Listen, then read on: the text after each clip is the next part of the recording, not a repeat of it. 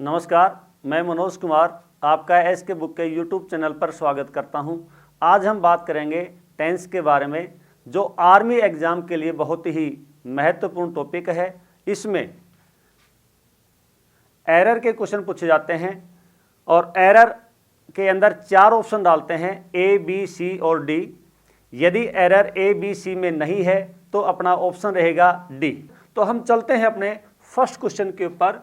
अपना जो first question है, mister Anand is planning to settle in Delhi as soon as he will retire in August next year.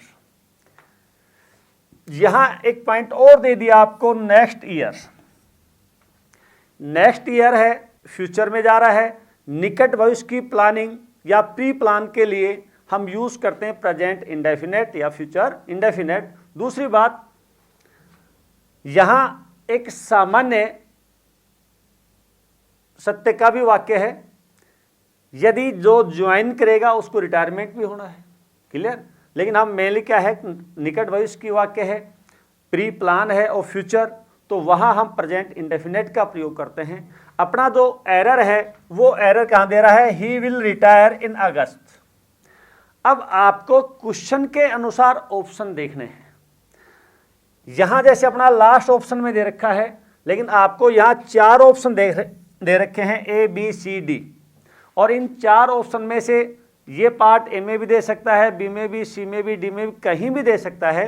तो आपको जो आंसर देना है वो आंसर इन ऑप्शंस के अनुसार आपको देना है। क्लियर? तो यहां अपना क्वेश्चन क्या है, आंसर क्या है, ही विल रिटायर इन अगस्त। ये अपना एरर का पॉइंट है और ये ऑप्शन कौन सा, अपना ए ऑप्शन। क्लियर? यदि इसी वाक्य को इंप्रूवमेंट में पूछे तो यहां विल को हटा दोगे, यहां क्या लगा दोगे आप, एस। क्यों? क्योंकि सिंगुलर सब्जेक्ट है। सिंगुलर सब्जेक्ट जहां भी आ रहा है, प्रेजेंट इंडेफिनेट में जो वर्ब आएगी वो हमेशा एस और ई एस के साथ आएगी। क्लियर? नेक्स्ट सेकंड क्वेश्चन है, wherever they go out for shopping they take their pet dog with them. किसी भी वाक्य में जैसा सब्जेक्ट है उसी प्रकार का पसेसिव आएगा, उसी प्रकार का आपका ऑब्जेक्टिव आएगा। तो यहां देखिएगा, wherever they go out for shopping they take their pet dog with them. यहां अपने पास तीनों जो पार्ट्स दिया है, सब्जेक्टिव, पसेसिव और ऑब्जेक्टिव, सारे एकदम रिलेटेड हैं। दे का ही दिया है, दे, देयर, देम। तो अपना जो आंसर रहेगा वो क्या रहेगा, नो एरर। अब ऑप्शन में देखिए, नो एरर कौन से में दे रखा है, ऑप्शन में दे रखा है आपको कौन से में, बी में। तो बी पार्ट क्या हो गया आपका आंसर। क्लियर? तो करेक्ट आंसर क्या रहेगा अपना, नो एरर। नेक्स्ट अगला क्वेश्चन आता है, no sooner did the light went off then some boys started shouting. Question पढ़ने से पहले मैं आपको एक पॉइंट बताना चाहता हूं।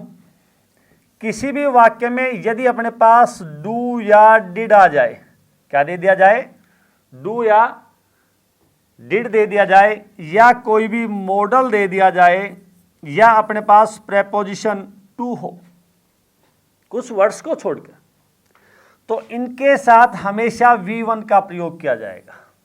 इनके साथ क्या रहेगी, अपनी V1 रहेगी, अर्थात वर्ब की फर्स्ट फॉर्म रहेगी। तो अब आते हैं अपने क्वेश्चन के ऊपर। यहां दे दिया नो सुनर, क्या दे दिया अपने पास, नो सुनर डिड। जब डिड दिया है तो सीधे आप कहां आ जाओ मेरे भैया, वर्ब के ऊपर आ जाओ। यहां वर्ब कौन सी दे दिया आपको, V2। वर्ब कौन सी दे रखी है, V2। आपको चाहिए कौन सी, V1। तो अपना जो एरर का पॉइंट रहेगा, एरर का पॉइंट कौन सा होगा, अपना ऑप्शन नंबर बी। क्लियर? तो आप ये देखें कौन से ऑप्शन में है, तो यहां कौन सा हो गया अपना बी पार्ट। क्लियर? अब इसका यदि आपको इंप्रूवमेंट करना है तो आपको पता है डिड है, डिड के साथ वर्ब कौन सी चाहिए, V1। अब वेंट की फर्स्ट फॉर्म क्या है, तो वेंट की फर्स्ट फॉर्म क्या हो जाएगी यहां पर, गो। क्या हो जाएगी, गो। क्लियर? तो क्वेश्चन बनेगा, no sooner did the light go off then some boys started shouting. Clear. Next अगला क्वेश्चन आता है, after you will return from New Delhi I will meet you no error. तो यहां देखिएगा कंडीशनल का फर्स्ट नियम है इफ, या इफ की जगह कोई भी कंडीशनल वर्ड आ सकता है। यहां रहेगा आपका सिंपल प्रेजेंट,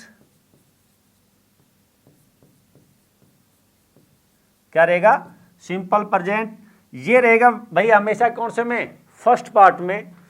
बी पार्ट है उसमें रहेगा आपका सेल या विल के साथ V1, अर्थात आप ये कह सकते हो कि सिंपल फ्यूचर। कौन सा टेंस रहेगा वहां पर, सिंपल फ्यूचर। इसी के अनुसार आप देखिएगा एक छोटी अपनी एक पहचान हमने और बना रखी है। जो कार्य पहले किया जा रहा है, जो कार्य पहले किया जा रहा है उसमें रहेगा अपना प्रेजेंट इंडेफिनेट। जो कार्य बाद में किया जा रहा है उसमें रहेगा अपना फ्यूचर इंडेफिनेट। ये अपना ग्रामेटिकली रूल है, ये अपना देशी नियम बना रखा है। अब जो कार्य पहले किया जा रहा है उसमें प्रेजेंट इंडेफिनेट, जो कार्य बाद में किया जा रहा है उसमें क्या रहेगा अपना फ्यूचर इंडेफिनेट। क्लियर।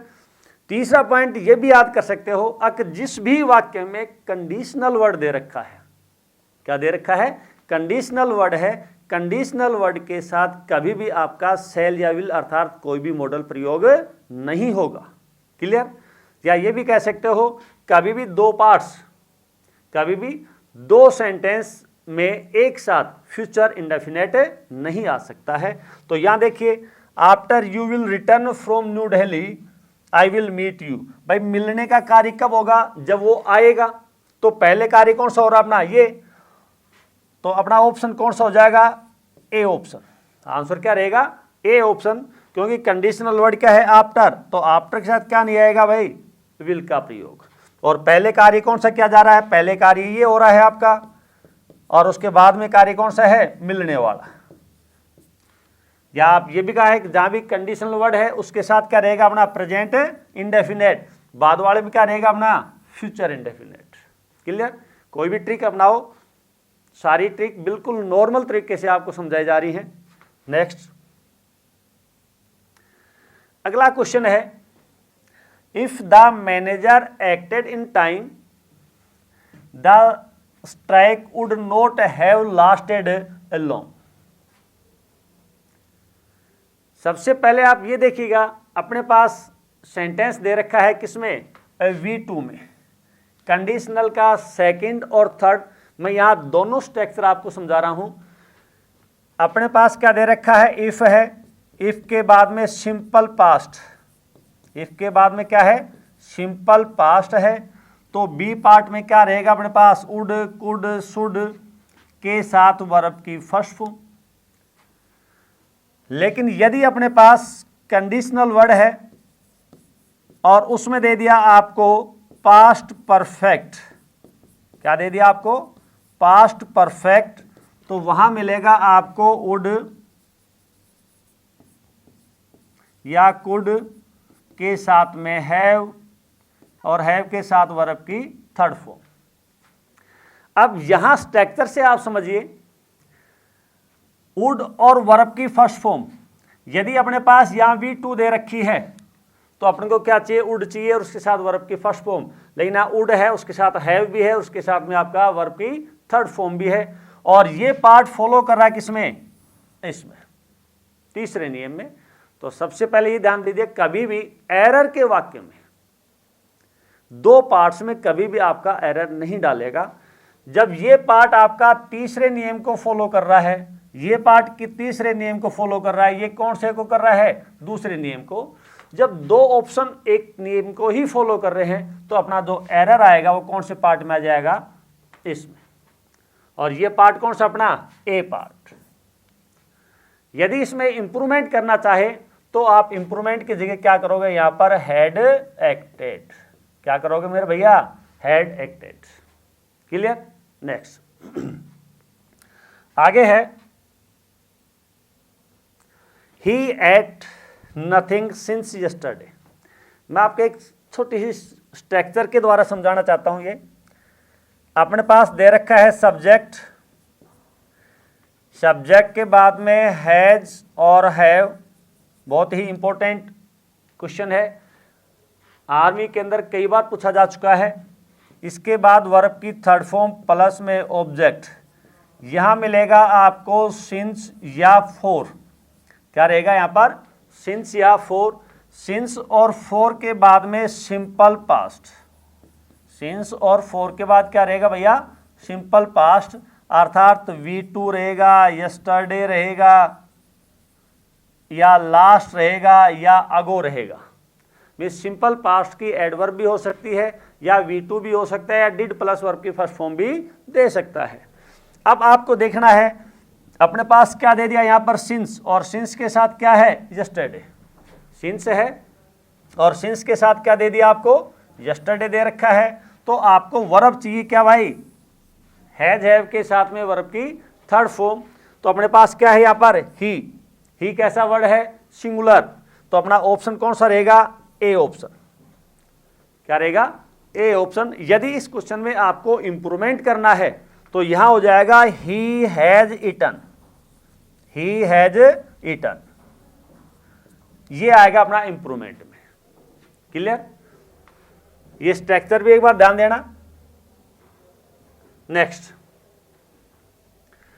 अगला क्वेश्चन दे दिया, when I was young I used to collect. Question solve करने से पहले इस पॉइंट के ऊपर एक बार नजर मारिए। यदि किसी भी वाक्य में यूज टू दे रखा है अकेला, क्या दे रखा है आपको? यूज टू दे रखा है, तो इसके साथ हम प्रयोग करेंगे वर्ब की फर्स्ट फॉर्म का। किसका करेंगे? वर्ब की फर्स्ट फॉर्म।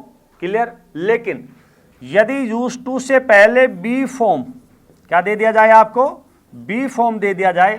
बी फॉर्म में क्या रहेगा? इज, एम, आर, वाज, वर। तो यहां क्या रहेगा आपका? यूज टू, और यूज टू के साथ जो वर्ब आएगी वो क्या आएगी आपकी? आईएनजी में। तो कई बार एरर उल्टा सुल्टा दे देता है। अकेला यूज टू दे रखा है, उसके साथ में V1 के साथ में आपको आईएनजी भी दे सकता है एरर के अंदर। और यदि यूज टू से पहले बी फॉर्म दे रखी है तो वहां क्या दे सकता है आपको? V1। क्लियर? तो आप ये ध्यान दोगे, यदि अकेला यूज टू है तो उसके साथ हम प्रयोग करेंगे भैया V1 का। यदि यूज टू दे रखा है, उससे पहले बी फॉर्म है, यूज टू है, यूज टू से पहले क्या दे दिया आपको? बी फॉर्म दे रखी है, तो उनके साथ जो वर्ब आएगी वो क्या आएगी? आईएनजी के साथ। क्लियर? अब आते हैं अपने क्वेश्चन के ऊपर। When I was young I use to collect, यहां वर्ब क्या दे दिया आपको? V1। Stamp as a hobby, बिल्कुल सही वाक्य है। जब वाक्य सही है तो अपना ऑप्शन क्या रहेगा आपका? नो एरर, अर्थात डी ऑप्शन। तो इस टाइप का कोई भी क्वेश्चन आ जाए तो आप नॉर्मली रूप से ध्यान रखना, अगर यूज टू अकेला आ रहा है तो यूज टू के साथ वर्ब की फर्स्ट फॉर्म रहेगी। लेकिन यदि यूज टू से पहले बी फॉर्म, बी फॉर्म में क्या क्या आएगा? इज, एम, आर, वाज, वर आ रहा है, तो यूज टू के साथ जो वर्ब आएगी वो कौन सी आएगी आपकी? आईएनजी के साथ। क्लियर? नेक्स्ट अगला क्वेश्चन है, the college is running a computer course since 2007। Since और फॉर के बाद यहां यूनिट ऑफ टाइम दे रखा है। क्या दे रखा है? Unit of time.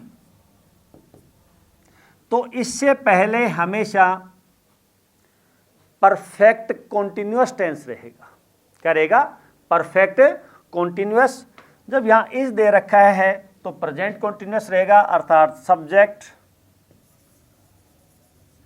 उसके बाद में हैज या हैव, उसके बाद बीन, बीन के साथ V1 के साथ में आईएनजी और प्लस ऑब्जेक्ट।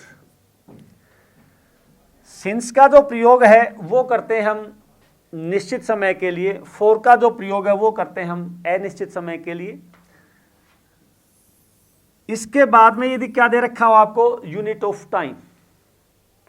कई बार एरर में ये दोनों भी आपस में डाल देता है, सिंस की जगह फोर, फोर की जगह सिंस, और जिस भी वाक्य में सिंस और फोर आ रहा है वहां परफेक्ट कॉन्टिन्यूअस टेंस रहेगा। प्रेजेंट का तो प्रेजेंट परफेक्ट कॉन्टिन्यूअस रहेगा, सिंस और फोर के बाद यदि क्या दे रखा आपको, यूनिट ऑफ टाइम। तो सिंस और फोर के बाद क्या दे दिया आपको, यूनिट ऑफ टाइम दे रखा है। तो आगे का जो पार्ट है वो अपना ये आना चाहिए।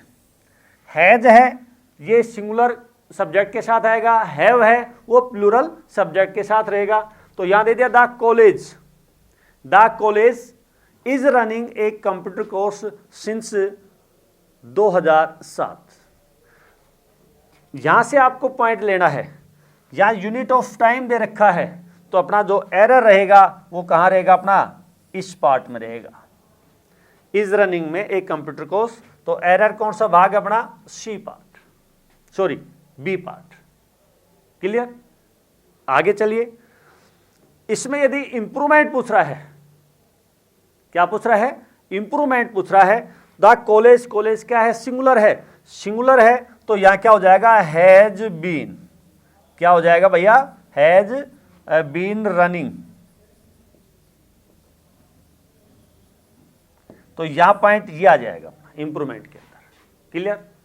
तो ध्यान देना, सिंस फोर के बाद में यदि सिंपल पास्ट है, यस्टरडे है, V2 दे रखी है, तो वहां हम प्रयोग करेंगे प्रेजेंट परफेक्ट का, हैज हैव के साथ वर्ब की थर्ड फॉर्म। लेकिन यदि सिंस फोर के बाद यूनिट ऑफ टाइम दे रखा है तो वहां हम प्रयोग करेंगे परफेक्ट कॉन्टिन्यूअस। प्रेजेंट का वाक्य तो present perfect continuous. Clear. Next अगला क्वेश्चन है अनलेस और अनटिल का प्रयोग यदि कंडीशनल सेंटेंस के रूप में किया गया हो, उनका प्रयोग सब्जेक्ट से पहले किया गया हो, प्रिंसिपल क्लॉज के रूप में किया गया हो, तो उनके बाद कभी भी आपका नेगेटिव और मॉडल्स इनका प्रयोग नहीं किया जाएगा। तो यहां अपना जो एरर रहेगा वो क्या रहेगा भाई, विल नॉट। तो आपका ऑप्शन रहेगा कौन सा रहेगा, आपका बी ऑप्शन। और देखिएगा इसमें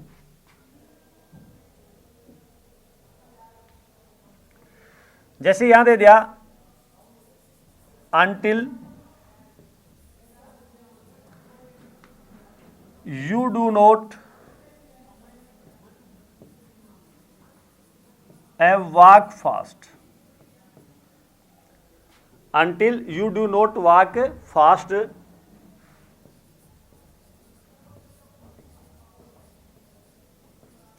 you cannot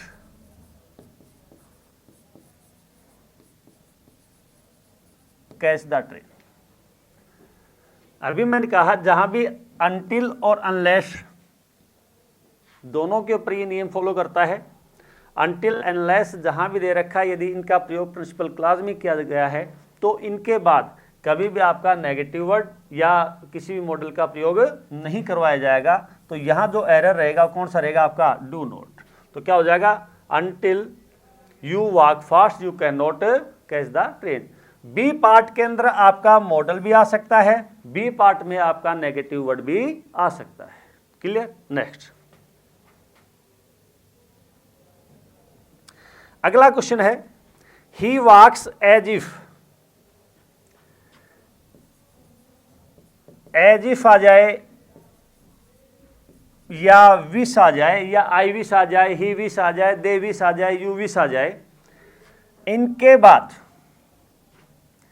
या तो वर या V2 का प्रयोग। क्यों? क्योंकि इनके बाद जो वाक्य आएगा वो सिर्फ कैसा रहेगा, आपका काल्पनिक वाक्य रहेगा। कैसा वाक्य रहेगा भैया, काल्पनिक, या ये कह सकते हो कि इमेजिनरी वाक्य रहेगा ये। तो यहां हम क्वेश्चन के ऊपर आते हैं। ही वॉक्स एज इफ, क्या दे दिया आपको, एज इफ। एज इफ देखते हैं, या तो वर्ब देखो, हेल्पिंग वर्ब है तो वर्ब रहेगा, या फिर क्या रहेगा आपका V2। यहां वर्ब क्या दे दी, बिलोंग्स। क्या दे दी, बिलोंग्स। तो बिलोंग्स में ही एरर है, क्या हो जाएगा भैया यहां पर, बिलोंग। क्या लग जाएगा, बिलोंग। तो यहाँ ऑप्शन कौन सा रहेगा आपका? सी। तो ध्यान दीजिए, किसी भी वाक्य में एज इफ आ जाए या विश आ जाए या आई विश आ जाए, ही विश आ जाए, यू विश आ जाए, दे विश आ जाए और उनके बाद जो वाक्य का भाव काल्पनिक है, इमेजिनरी है, तो उनके साथ या तो वर्ब का प्रयोग या वी टू का प्रयोग। क्लियर? नेक्स्ट अगला क्वेश्चन आता है अपना, it is time you decide on your next course of action, no error. ये 2 पॉइंट अपने पास, इट इज टाइम या it is high time. It is time या इट इज हाई टाइम के बाद यदि प्रोनाउन का प्रयोग किया गया हो, किसका प्रयोग किया गया हो? प्रोनाउन का प्रयोग है, तो उसके साथ हमेशा क्या रहेगी? We to. यदि प्रोनाउन नहीं है, क्या दे दिया? टू दे रखा है, तो टू है तो वहां क्या रहेगी? हमेशा वर्ब की फर्स्ट फॉर्म। क्लियर? तो ध्यान दो, या किसका प्रयोग किया गया है इट इज टाइम के बाद? यू। और यू किस में आएगा आपका? प्रोनाउन में। प्रोनाउन में रहेगा तो अपना एरर कौन सा हो जाएगा भाई? डिसाइड। क्योंकि आपने पढ़ा है प्रोनाउन है तो प्रोनाउन के साथ क्या रहेगा? V two. तो अपना जो एरर रहेगा कौन सा? B part.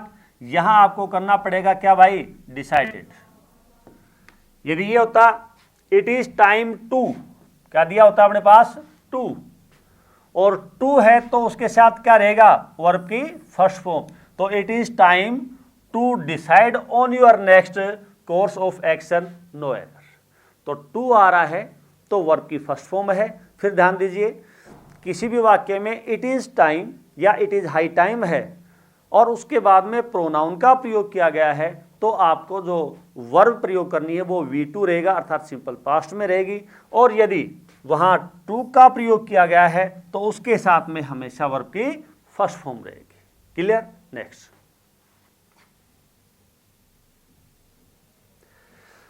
अगला क्वेश्चन है, अभी बताया था आपको, यदि वाक्य का भाव कैसा है? काल्पनिक। कैसा है? काल्पनिक है।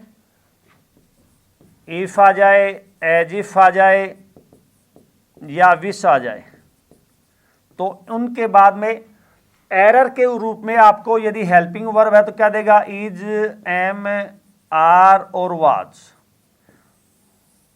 तो ये चारों पॉइंट जहां भी दे रखे हैं गलत है, इनकी जगह आपको प्रयोग करना पड़ेगा किसका?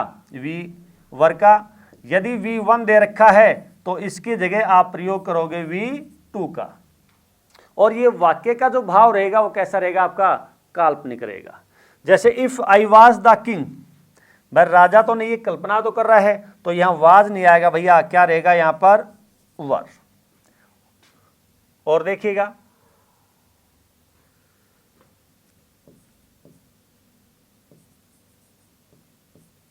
आई wish, I am a bird.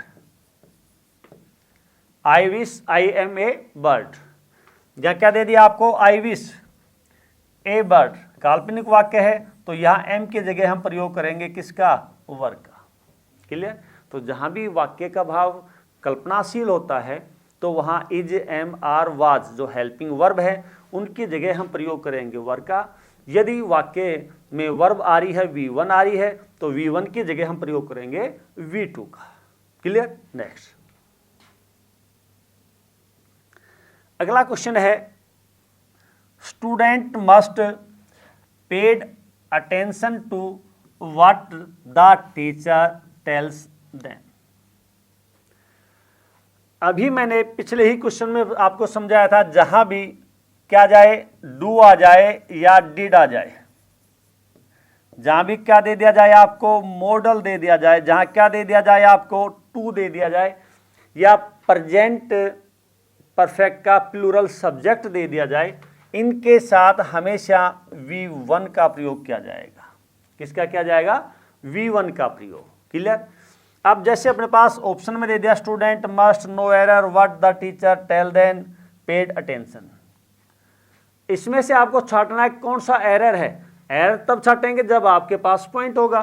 तो अपने पास मॉडल है, मॉडल के साथ वर्ब क्या चाहिए भाई आपको, V1। मॉडल है, मॉडल के साथ वर्ब क्या चाहिए आपको, V1। V थर्ड कब आएगी, पैसिव में, जब इसके बाद में बी होगा, या टेंस में भी आ सकती है जब इनके बाद में क्या होगा, हैव के साथ वर्ब की थर्ड फॉर्म। लेकिन यहाँ सिर्फ अकेला मॉडल दे रखा है, तो मॉडल के साथ मेरे भैया सिर्फ एंड सिर्फ क्या रहेगी, वर्ब की फर्स्ट फॉर्म। तो यहाँ मस्ट है, यहाँ वर्ब कौन सी दे दिया आपको, पेड, और पेड वर्ब कौन सी है, V2। तो अपना एरर कौन सा भाग हो गया, बी पार्ट में। यहाँ ऑप्शन में देखिएगा, ऑप्शन में क्या दे रखा आपको, डी। तो एरर जो है अपना आंसर वो कौन सा है आपका, डी ऑप्शन। अब पेड की जगह आएगा क्या, तो जो पेड है इसकी जगह आपको प्रयोग करना पड़ेगा पे का। क्या प्रयोग करोगे, pay. Clear. Next, fill in the blanks. Fill in the blanks भरना है। यहां बिफोर, यहां भी आपको क्या दे दिया, बिफोर। एक चीज मैं आपको एक सिंपल भाषा में समझाना चाहता हूं। पहले आप 15 क्वेश्चन के ऊपर आइए। कोई काम भूतकाल में घटित हुआ हो, कोई भी घटना भूतकाल में घटी हुई हो, और उसके बाद कोई दूसरा कार्य शुरू हो रहा है, तो वो हमेशा सिंपल पास्ट में रहेगा। किस में रहेगा, सिंपल पास्ट में। या ये कह सकते हो जो कार्य पहले किया जा रहा है, जो कार्य पहले हो रहा है उसमें क्या रहेगा भैया, अपना हैड प्लस वर्ब की थर्ड फॉर्म। जो कार्य बाद में किया जा रहा है उसमें क्या रहेगा आपका, V2। क्लियर। अब इसमें ध्यान दोगे आप, अपने पास जैसे वहन है या बिफोर है, क्या है, वहन है और बिफोर, इसके बाद में यदि V1 का प्रयोग किया जाए, इनके बाद क्या प्रयोग किया जाए, V1 का प्रयोग किया जाता है, तो आगे वाले भाग में फर्स्ट पार्ट में आपको फ्यूचर परफेक्ट का प्रयोग करना पड़ेगा। और यदि बिफोर वैन के बाद V2 का प्रयोग किया गया है, तो इससे पहले वाले पार्ट में आपको पास्ट परफेक्ट का प्रयोग करना पड़ेगा। क्लियर। तो देखिएगा, पहला क्वेश्चन क्या दे दिया, यहां पर V1 है, बिफोर के बाद क्या दे दिया आपको, V1। जब V1 है तो अपना ऑप्शन कौन सा रहेगा आपका, D option, means future perfect tense. Clear. Next, यहां बिफोर है, बिफोर के बाद क्या दे दिया आपको, V2। जब V2 दे रहा है तो उसमें आप प्रयोग करोगे किसका मेरे भैया, हेड प्लस वर्ब की थर्ड फॉर्म, अर्थात सी पार्ट का। क्लियर। तो ध्यान रखना, जो इस प्रकार के वाक्यों में जो पहले किया जा रहा है उसके तुरंत साथ, क्योंकि जो पहले कार्य और पास्ट में है, पास्ट में ही कार्य शुरू किया गया है, तो उसके साथ क्या रहेगा, सिंपल पास्ट। उससे पहले पास्ट परफेक्ट, बिफोर वैन के बाद यदि V1 है तो उससे पहले क्या रहेगा, अपना फ्यूचर परफेक्ट रहेगा। क्लियर। नेक्स्ट, इस एग्जाम के लिए इसके बुक सभी शॉप्स पर और ऑनलाइन भी अवेलेबल है। यदि आप ऑनलाइन लेना चाहते हो तो उसका लिंक डिस्क्रिप्शन बॉक्स में अवेलेबल है। इस चैनल पर हम सभी आर्मी भर्ती और अन्य सभी प्रकार की भर्तियों से संबंधित इंपॉर्टेंट जानकारी और स्टडी मटेरियल भी उपलब्ध कराते रहेंगे। तो इस वीडियो को लाइक कीजिए, चैनल को सब्सक्राइब कीजिए और अपने दोस्तों के साथ शेयर कीजिए। मिलते हैं अगले वीडियो में। जय हिंद।